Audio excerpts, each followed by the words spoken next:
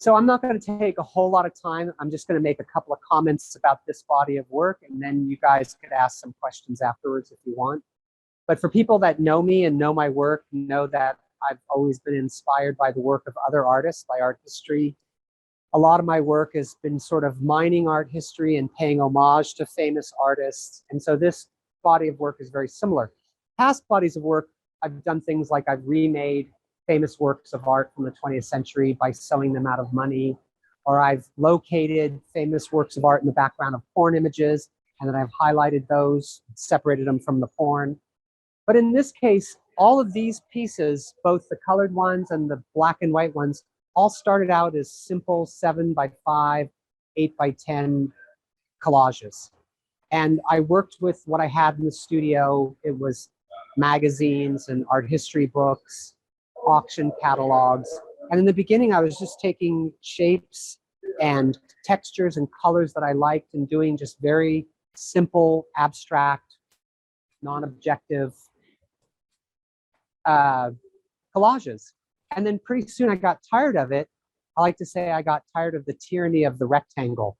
And so instead of making rectangular collages, I would just take those shapes and colors and make more shaped objects, shaped 2D collages. And that sort of gave me the idea to them up.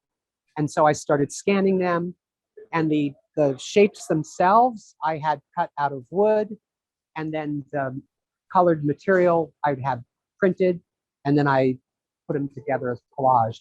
And when you look at these, a lot of them, parts of them may seem familiar to you because, for example, the shapes of these are derived usually from sculptures. So in this case, Henry Moore. Some of the pieces around the corner, they're derived from the shapes of works by John Arp, Linda Benglis. And there's something about those shapes that's just interesting to me. So I use that as a starting point. The other abstract colored collage material comes from more contemporary paintings.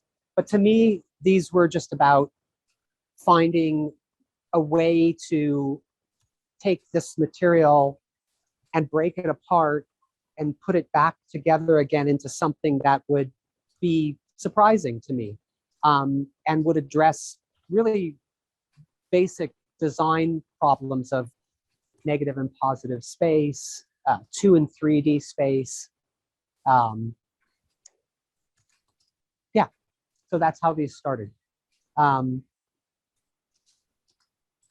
also for me, what I think about a lot when I do these is what the original source material is, right? Like I'm drawn to this material for its historic value, but also just kind of on a purely formal level, the energy, that I find in these bits and pieces. And I always think it's really interesting that when you take something apart and put it back together again, it has the potential to like kind of unleash that energy. And so for me, it's been this really interesting experiment of breaking something down, putting it back together, and making something wholly surprising and completely different. Yeah, so a lot of times also, because these pieces are derived from imagery that's modernist, like Henry Moore, I also title them from bits of poems of E.E. Cummings and people from that modernist period. So the titles, while they're not important, they're kind of fun because they're alliterative or nonsensical, like E.E. Cummings' poem. So let's walk just down a little bit. I want to talk about this other one. Yeah. So follow me.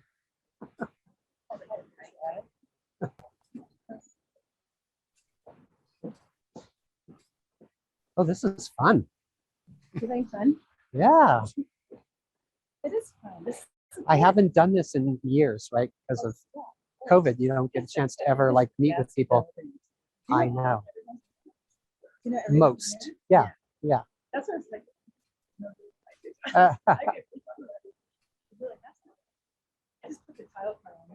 Oh, great. Oh, yes. Oh, thank you. Yeah, that's perfect. Yeah. Perfect. I'll wait for people to get down here. Yeah.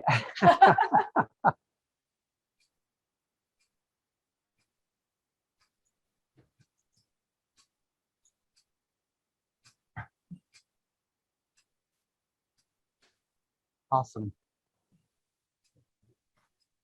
Great. I don't know if I should dress the camera or dress the crowd. I don't know. All right. So anyway, so these are more like works on paper. They're mounted to panel. And this particular piece and the subsequent pieces that are part of a larger body are all derived from Jean Arp sculptures. And so what's interesting to me about that is taking apart these images of these two-dimensional images of these three-dimensional shapes. And then when I put them back together, the way that they go back together is not visually sensical. So that the weighted parts of them, the shadow parts, aren't all necessarily on the bottom. They're on the side, top, and it creates a kind of a different type of space. Rather than a logical space, it creates this other kind of space. And the lines are derived from the shapes themselves. So I'll take some of those shapes and then start cutting these lines out. And so what you have here is the shape, the line of the shape, and then parts of the shapes in different configurations. So what I'm really just trying to do is to create all kinds of space and all kinds of movement and all kinds of negative shapes as well from the positive shapes. And then because this one isn't a shaped collage, it's a rectangular piece, I'm having the pieces go off the edge almost like they're going off into space, or they're just a kind of like a, not to compare myself to Jackson Pollock, but he always thought of his paintings as a kind of a section of a much larger continuum. And that's how I think about these. If I had the whole wall, they would just cover the whole wall.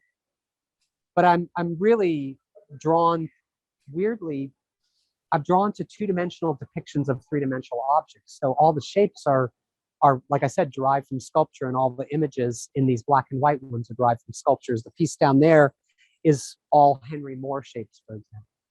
Anyway, so that's kind of what I've been working on. And I don't know if anybody has any questions, but that's all I have to say.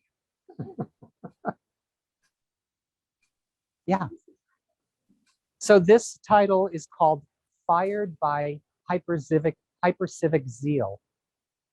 So again, taken from like an E. Cummings poem. I used to have a really horrible time titling my work, and I wouldn't title it. So everything was Untitled 1, Untitled 2, and I was so bored with it. And when I was doing this body of work, I was like, well, the shapes and the colors are so interesting and fun and playful. How is it that I could make my titles as interesting? So the sculptor John Chamberlain, who does the crushed cars, I had read somewhere that he has his assistants make titles for him, and they give them to him like pages of titles. So whenever a piece is done, he'll look through his list and he'll go, oh yeah, that is this one. And so that's what I started doing. I started, because I read a lot of poetry, and I was reading a lot of E. Cummings, and it seemed appropriate given the source materials from the same era. I just kept highlighting lines that I really liked. And so now I have lists of titles. And I don't know, for the artists out there, I think that just alleviates so much stress. Because titling stuff, isn't it true? Titling stuff sucks. Yes. I thought I was the only one. I thought it was me and John Chamberlain. Yeah. Yeah. Yeah. So that's it. Okay. Was your first inspiration? So on this piece, was there one object that was my inspiration? I was looking at a lot of Jean Arp sculptures, and so I just started with that material. I just started with a few of his sculptures, and I got a book and I cut them out, and then I scanned them, and then it just kind of went from there. It's a really very intuitive process. Unlike older bodies of work that were really conceptual, these are completely intuitive. I just find something I like, and then I just start playing with it until it grows into whatever it is. Yeah. Are those cutouts of the other?